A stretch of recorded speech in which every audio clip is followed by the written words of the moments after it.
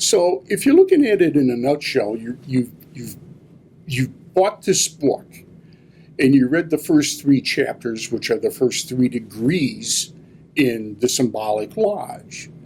Well, you're kind of left without an answer at the end of the 3rd chapter, because the 3rd chapter, you lost something.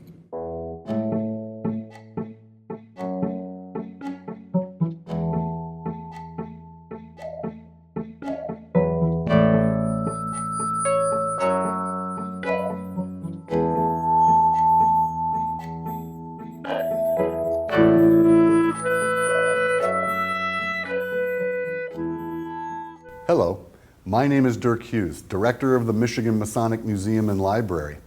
In today's episode of Masonic Education, we'll be focusing on Royal Arch Masonry, also known as Capitular Masonry, the first of 3 separate organizations within the appendant body we call the York Rite.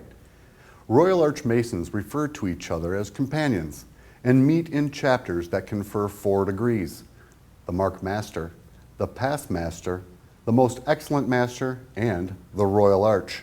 Even though in some jurisdictions around the globe, the Royal Arch degree is actually part of the symbolic lodge, here in the United States it is still thought of as originating from those initial lodge degrees and an important step in fully understanding our Masonic philosophy. Gives you a whole spectrum of the different parts of Masonry. Chapter in particular, it helps to really complete the degrees. You actually literally receive the wages of a fellow craft. You get the master's word.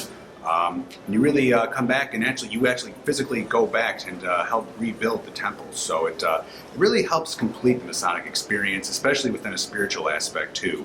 Chapters represent a certain progression of history that is followed into council. It fills in those spaces of the learning during the first 3 degrees that we asked, well, how did that happen?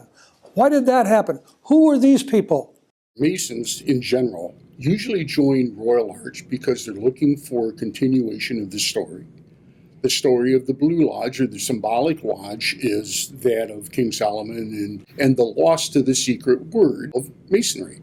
In the chapter, you get a continuation of the story in which you find out what the lost word was by certain stories and allegories until you go through the 4 chapters basically of the York Rite, not York Rite, but chapter. It should come as no surprise that the Royal Arch degrees are closely associated with the building of King Solomon's Temple and use that auspicious endeavor as an allegory to introduce its members to additional Masonic symbols and lessons that can be used to improve ourselves when we apply them to our daily lives.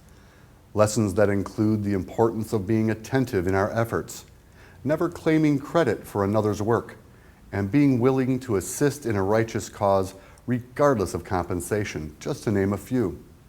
I joined York Rite, to be honest, because a Mason who I had great respect for, Charlie Sheffield, told me that my Masonic education would not be complete unless I joined York Rite. Like all good organizations, we do not allow dictatorships. It's a democracy of sorts. In chapter, if it isn't in our red book, we revert back to Blue Lodge Blue Book as a guideline as to how to deal with it.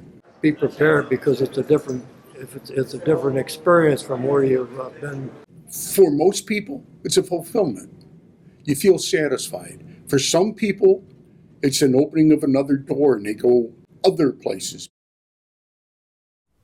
We hope you've enjoyed this quick look into Royal Arch Masonry and count it as a reminder that our lives are an active process of improvement if we utilize those things we learn from the continued search of more light and understanding. I'm Dirk Hughes with the Michigan Masonic Museum and Library. Until next time.